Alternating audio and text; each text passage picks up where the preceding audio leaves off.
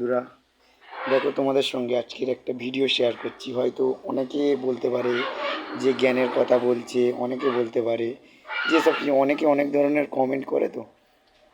তো বলছি, দেখো বন্ধু, একটা ছোট ছেলে বা একটা শিশু যখন সে মায়ের পেট থেকে জন্মালো, তখন সে কিন্তু কিছুই জানে না। তখন সে বাচ্চা, সবাইকে বলে না বাচ্চা ভগবানের সমান হয়। যখন সে একটু বড় হলো, হাঁটা চলা শিখলো, ফিরে যখন আরও একটু বড় হলো, সে যখন স্কুলে গেল, এবারে যে যা দিত খেত, বাবা মাও যা দিত তাই খেত। তারপরে যখন সে আরও একটু বড় হলো, তখন বাড়ি থেকে সে যখন বুঝতে শিখলো যে তাদের অর্থ সংকট খুবই করুণ। এত করুণ মানে বলার মতো না, খাবার মতো একটা থালাও বাড়িতে নেই। তাকে প্রত্যেক দিন একটা কলা পাতা কেটে নিয়ে এসে, যতবার খাবে ততবার একটা কলা পাতা কেটে নিয়ে এসে তাকে খেতে হবে।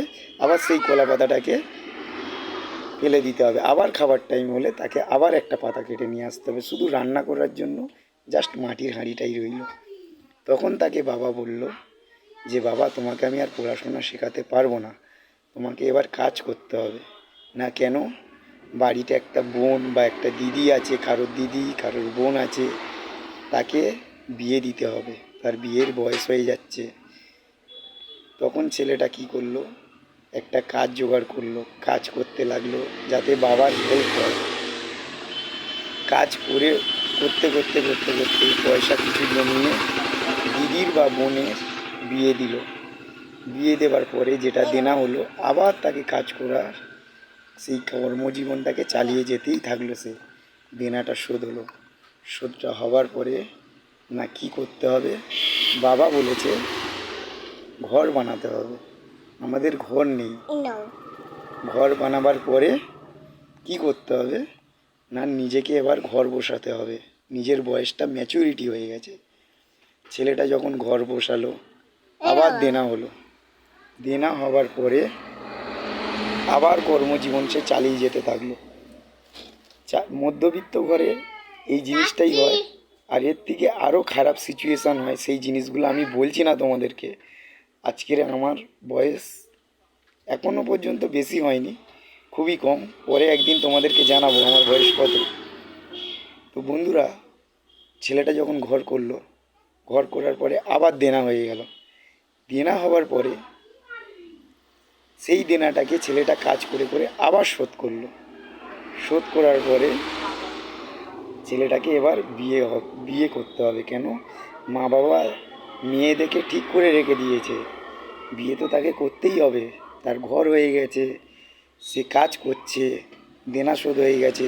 এবারে কি করলো মা বাবা, তাকে একটা সে জীবন যে বেঁচেছিল সেইখান থেকে তাকে টেনে নিয়ে এসে একটা সংসারের ভিতরে ঢুকিয়ে দিল। যখন তাকে বিয়ে দিল, তাকে একটা সংসার তৈরি হলো। সংসার তৈরি হওয়ার পরে কি হলো বন্ধুরা, ছেলেটা যখন কর্মজীবনে ব্যস্ত, সপ্তাহে একদিন ছুটি, কেউ প্রত্যেক দিন যাতায়াত করে, সেক্ষেত্রে কি হচ্ছে, বাড়ির লোক তখন অবজেকশন হচ্ছে, মেয়ে ভালো নয়, মেয়ের কালচার ভালো নয়, হ্যানা না তেন না, এই সেই হাজার একটা বাহানা। ছেলেটা তখন কি করবে, তার কর্মজীবন সামলাবে না সংসার জীবন সামলাবে, না বাবা মার কথা শুনবে? তাহলে বাবা মাকেও কিছু বলতে পারছে না, কেননা সে একা। তাকে হেল্প করবার মতো কেউ নেই, যা করতে হবে তাকেই করতে হবে। এই যে বলে না, অনেক মানুষ বলেছে বা অনেক মেয়েরা বলে ছেলেদের আবার কিসের চাপ, তারা প্রত্যেক দিন বাইরে যায়, ইনকাম করে, ঘরে নিয়ে এসে দিয়ে দেয়, টাকা দিয়ে দিলে হয়ে গেল। কিন্তু সবার ক্ষেত্রে সেটা নয়, তাকে জব করতে হয়, রেগুলার 30 দিনে 30 দিন বাজার করতে হয়, তার বাচ্চাকে স্কুলে ছাড়তে হয়, সব কিছুই সে একা মানুষ, তাকে একাকেই করতে হয়। না কেন একা করতে হচ্ছে, বাড়ির লোক তাকে আলাদা করে দিয়েছে, তাকে আর দেখছে না। এখন ছেলে ভালো নয়, যখন ছেলে ইনকাম করে দিত টাকা পয়সা, তখন সব ভালো থাকতো। এখন কিন্তু বুঝলো না বাবা মা একবার, যে স্যালারি ছেলে কত পায়, তার মধ্যে তার বাচ্চা, তার বউ, তার বা আমরা যে দুটো মানুষ, তার বাবা মা, সবাইকে সে চালাতে পারে কি না। তারপর বয়স হয়ে গেলে একটা ওষুধ খরচা থাকে।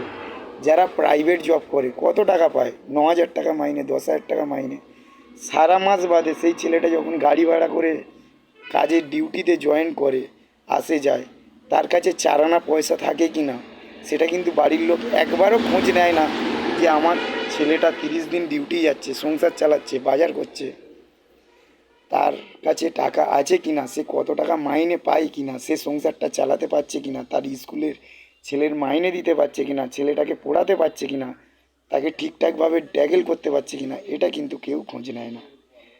বরঞ্চ কিছু মানুষ আছে, যদি তুমি বিপদে পড়ো তোমাকে আরও পা দিয়ে লাথি মেরে কতটা মাটির নিচে ঢুকিয়ে দেওয়া যায় সেই চিন্তাটাই করে।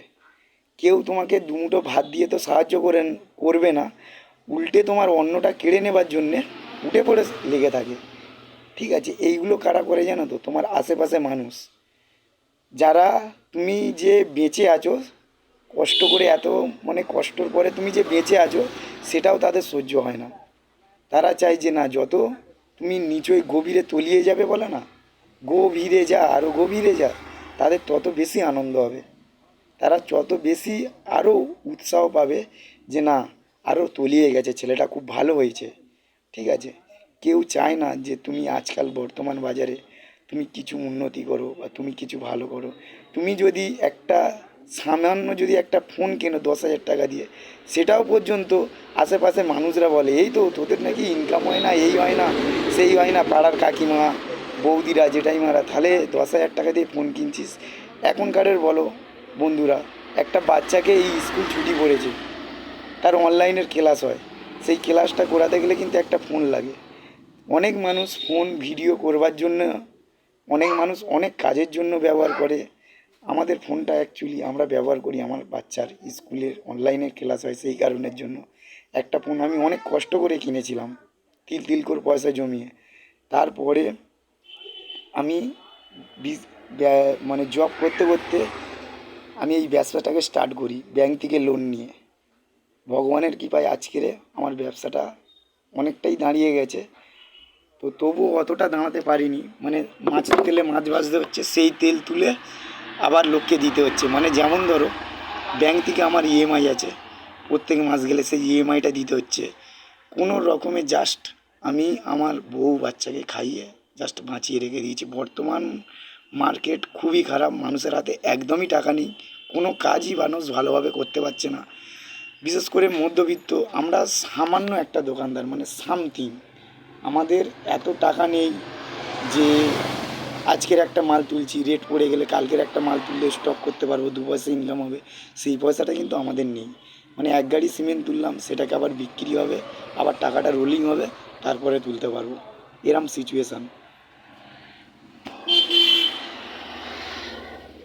তো বন্ধুরা বলো, যে যারা একা মানুষ, একা হাতে সব কিছু সামলায়, তারাই একমাত্র আমার এই ভিডিওটা দেখবে আর বোঝার চেষ্টা করবে। আমি লাইকও করতে বলবো না, কমেন্টও করতে বলবো না, ঠিক আছে?